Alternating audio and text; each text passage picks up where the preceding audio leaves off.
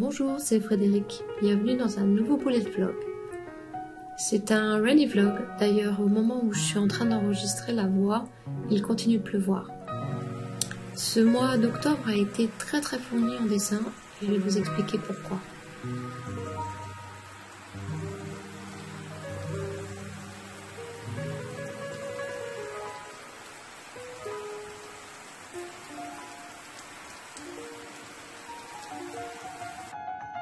Je vous conseille absolument ces deux livres. Le style est très différent, mais tous les deux sont vraiment formidables.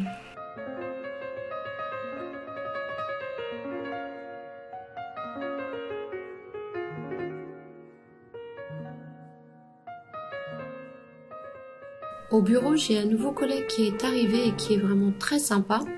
Au moment de son intégration, il a voulu décorer son bureau, donc il avait amené des plantes, ce qui était super chouette.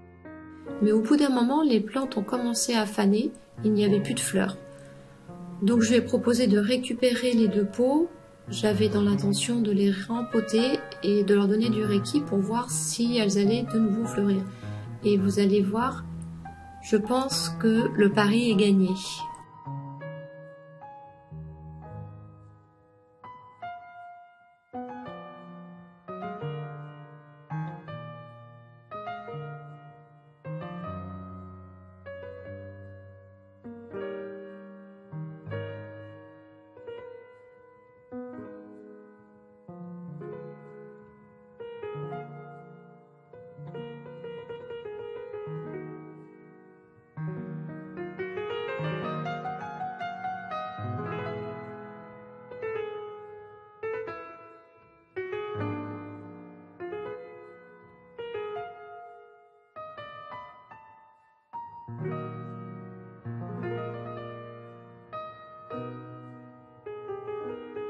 Les fleurs ne sont pas encore sorties, mais il y a des petits bourgeons qui commencent à apparaître, ainsi que de nouvelles feuilles. J'ai installé ces plantes en haut de mon étagère de bibliothèque pour qu'elles aient beaucoup de lumière.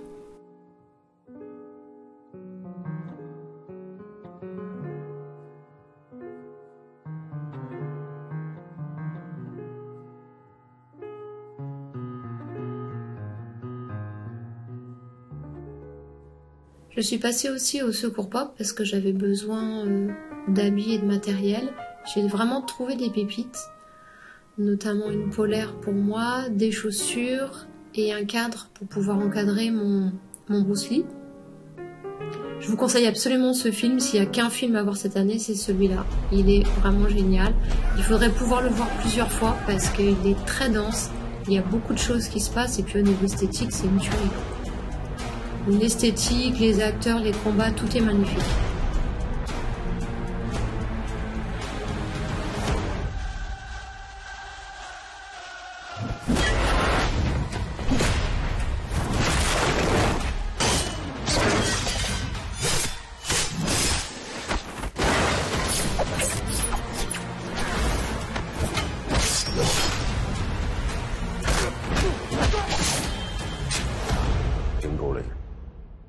承載唔到你亂嚟，搞事，命都冇。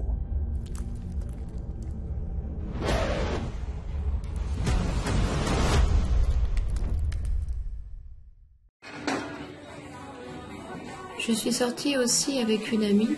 C'est quelque chose que je fais assez rarement, mais on a passé vraiment du bon temps.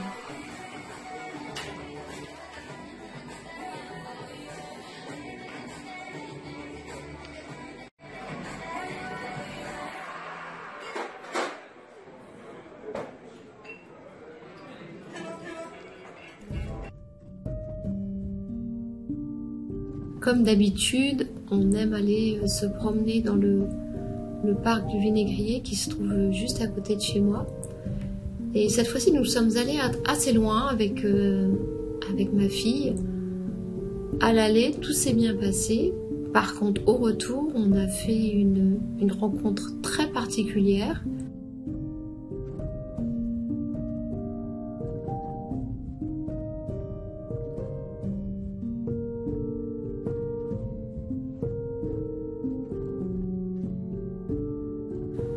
C'était assez étonnant. parce que déjà à l'aller on ne l'a pas vu. Et c'était un lapin qui était en liberté, donc je me demande comment il ne s'est pas fait manger encore par les renards. Il est en très bonne santé, mais il n'est pas farouche. Donc il est venu près de nous. Il s'est vraiment approché tout près de nous. Bon, il n'a pas voulu qu'on le touche, mais c'était vraiment trop mignon. Et j'ai dit à ma fille que c'était l'esprit du lapin qui l'accompagnait.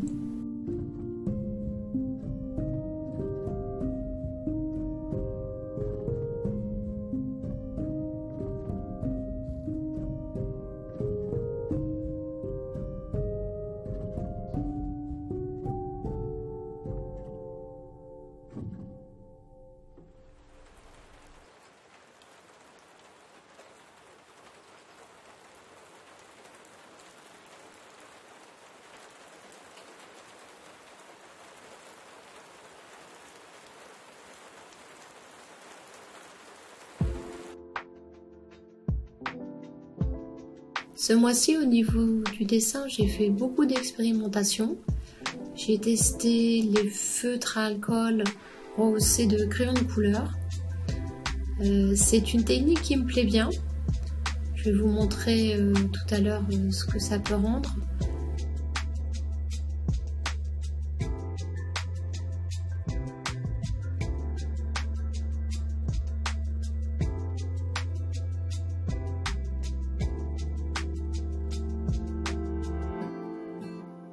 Le but n'est pas de faire quelque chose de réaliste, mais d'avoir un trait assez lâché, notamment au niveau du feutre, pour travailler des zones et ensuite rehausser les détails avec les crayons de couleur.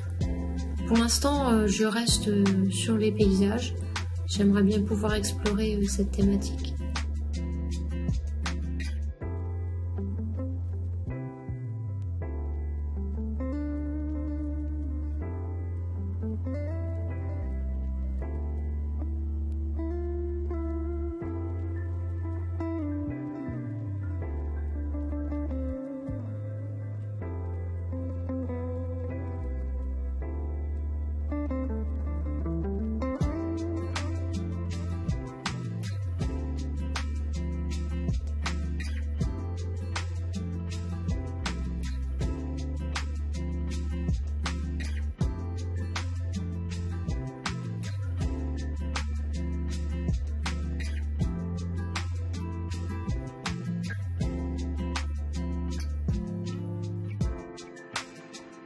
Mais le gros challenge du mois, ça a été évidemment l'Inktober. Alors cette année, j'ai pas pris la liste officielle. C'est la 3e fois que j'ai essayé l'Inktober. Les 2 premières fois, j'ai tenu 12-15 jours sur les 31. Je me suis dit, j'ai à mes 203. C'est vrai que c'est très challengeant, c'est très contraignant. Arriver à conceptualiser et dessiner un dessin par jour, alors qu'on a plein d'autres choses à faire, c'est vraiment compliqué. Pour me donner du courage, je me suis dit que j'allais intégrer de la typographie dans les dessins, une typo qui pourrait inspirer le dessin, voilà, qui soit dans le même thème.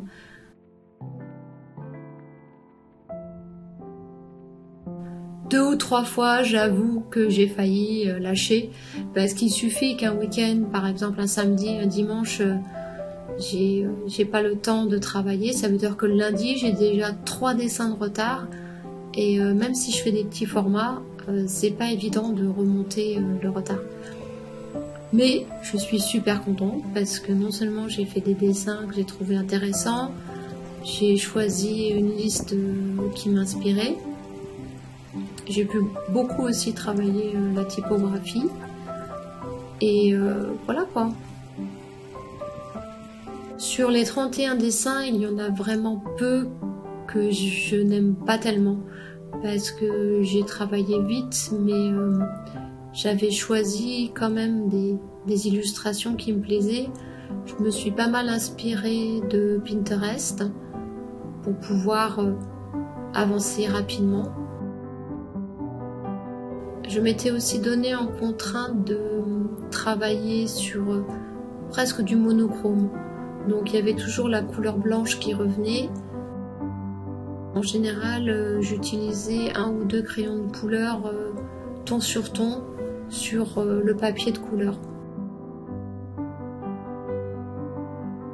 Franchement, je sais pas si je le referai l'année prochaine, je verrai bien, en fonction de ma motivation, mais c'est vrai que c'est assez lourd.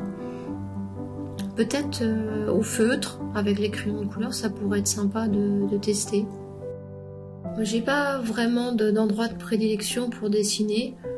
Du moment que j'ai mon matériel avec moi, je peux dessiner au café, je peux dessiner à la plage. D'ailleurs, vous allez voir dans la suite du vlog.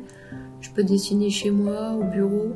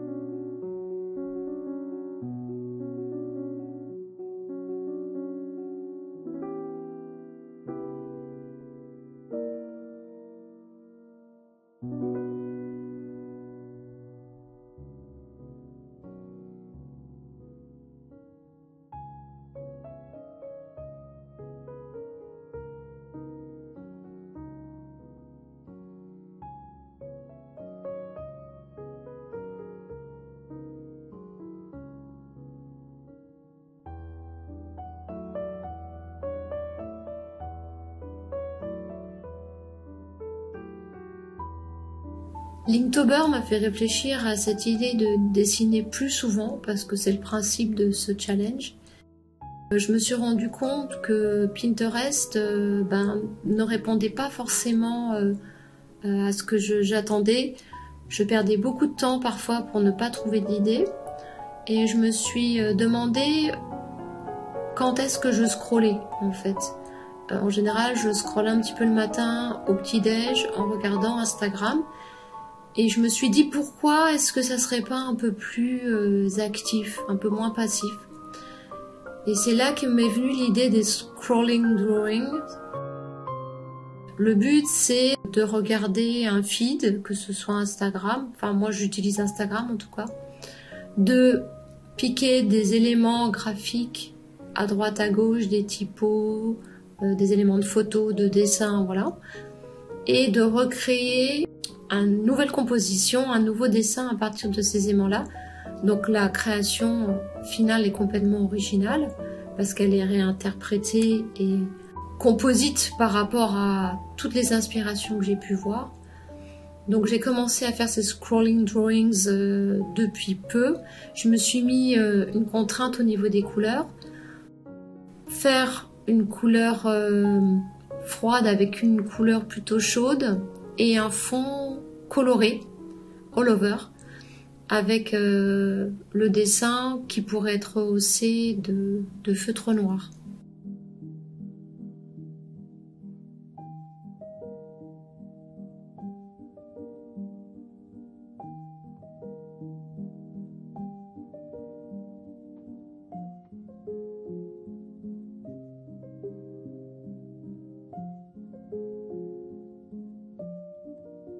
Je suis super contente parce que j'ai commencé les cartes de mon oracle. Alors j'ai un peu fait évoluer ce que je voulais faire au départ parce que je suis tombée sur cette affiche qui m'a beaucoup inspirée. Je me suis dit mais en fait pour mes cartes couleurs c'est exactement ce que je veux faire. Je veux un élément central qui soit assez simplifié noir avec la couleur tout autour. Donc j'ai commencé à tester pour voir ce que ça pourrait donner avec mes cartes couleurs. Et en fait, je suis très surprise du résultat.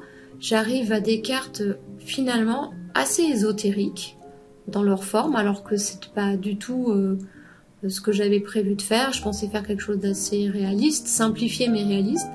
Et là, j'arrive vraiment à des cartes, on les sent habitées.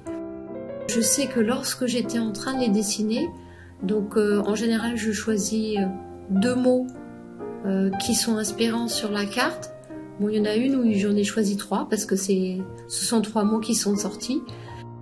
Lorsque j'ai de nouveau regardé les cartes, j'ai été en fait dans un tel état je dirais, de canalisation au moment de les faire qu'il y a des mots, je me souviens même plus de les avoir sélectionnés.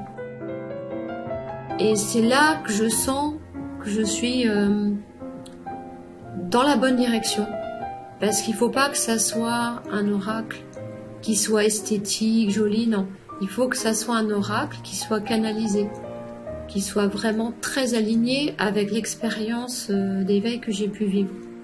Vous allez remarquer qu'il n'y a pas toutes les couleurs dans les cartes, parce qu'en fait, dans mon parcours, j'ai pas eu accès, j'ai pas eu besoin de toutes les couleurs.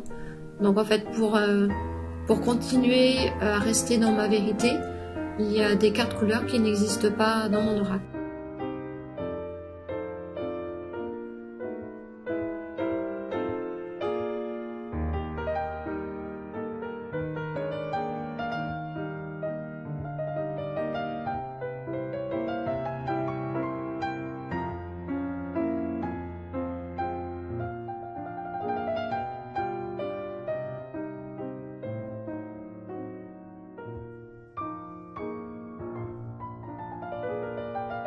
Je continue mes expérimentations sur la paper clay parce que je ne désespère pas de pouvoir créer des petits éléments en pâte autodurcissante. Là, j'utilise une paper clay qui est de pas très bonne qualité parce que le but c'est de faire des tests, notamment au niveau aussi des couleurs et des vernis.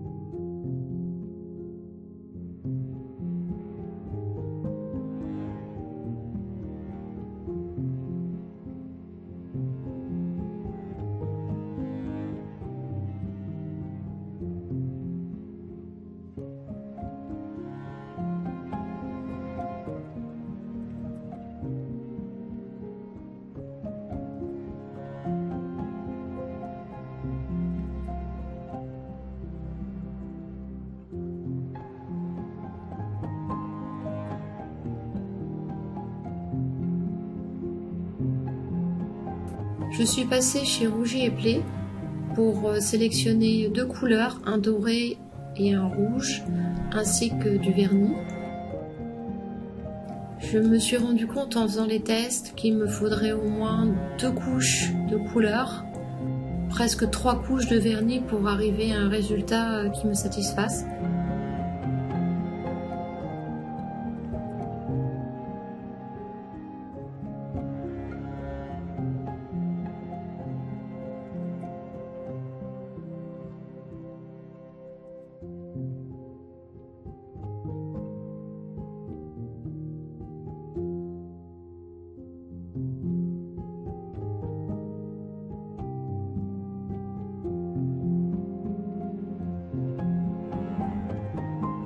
Pour peindre les petits détails, j'utilise un pinceau de retouche. En fait, c'est un pinceau que j'ai depuis plus de 25 ans.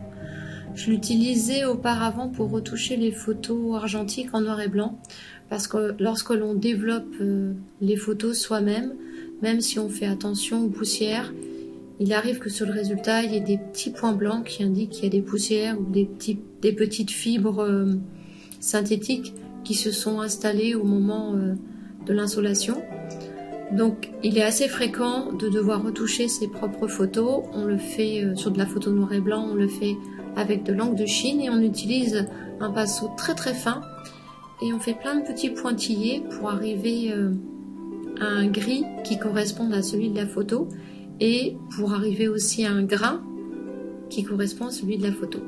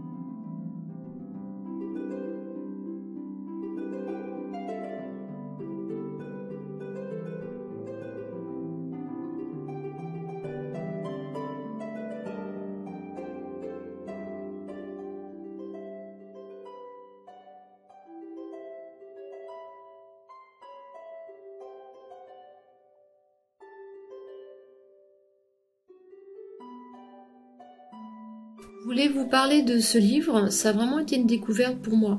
À la base, je l'avais pris pour le graphisme, parce qu'il y a des planches qui sont presque abstraites, mais d'une manière générale, c'est très bien dessiné. Le storyboard, il est assez incroyable, parce qu'on entre complètement dans le livre comme si c'était un film, et il y a une économie de couleurs aussi, donc ça j'aime bien, parce que c'est ce que je fais aussi, c'est ce que j'ai fait aussi pour Linktober et je pense que c'est ce que je vais développer aussi comme style d'illustration. Mais en fait, j'ai été bluffée par l'histoire. C'est l'histoire d'un type qui décide de disparaître volontairement. Un jour, il ne va plus à son travail. Il s'enfonce dans la forêt et en fait, il va vivre caché pendant plus d'1 an. Il va pouvoir survivre parce qu'il va s'introduire dans des cabanes secondaires autour d'un lac. Alors je vous conseille absolument cette exposition qui est juste hallucinante. C'est un collectif de designers, musiciens, graphistes.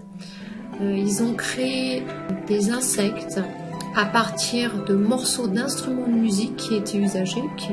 Donc c'est vraiment de l'upcycling. Chaque insecte en fait produit un son qui ressemble au son naturel de l'insecte. Mais ce son, il est fait à partir des instruments qu'il compose. Rien n'est laissé au hasard, c'est un boulot de dingue. Hein. Quand on voit l'assemblage, c'est magnifique. C'est vrai que c'est une exposition d'une très grande qualité. En général, il y a une toute petite partie de l'insecte qui bouge, qui est articulée. Donc il y a toute cette mécanique aussi qui est travaillée.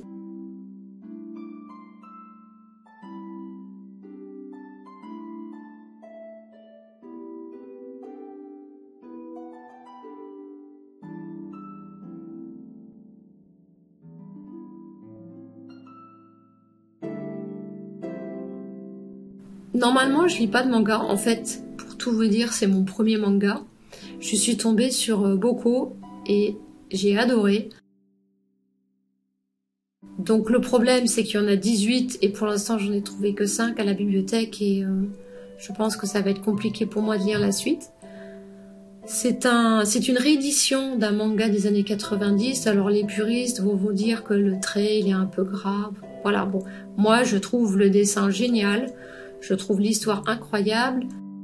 Boko, qui est le personnage principal, c'est une sorte de pacifiste, mais qui est parfois quand même obligé de se battre.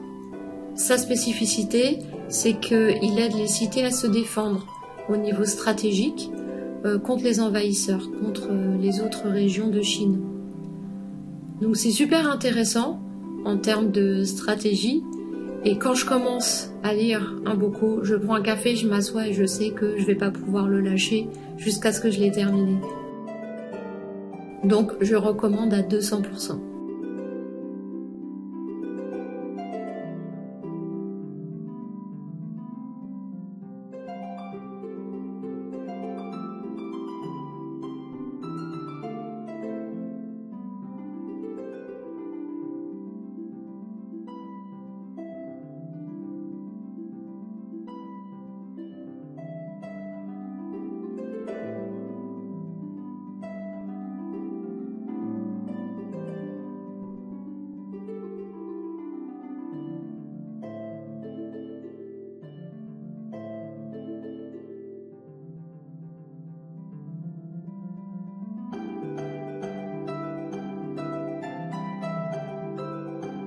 J'espère que ce vlog vous a plu, vous a intéressé et vous a donné aussi envie de dessiner.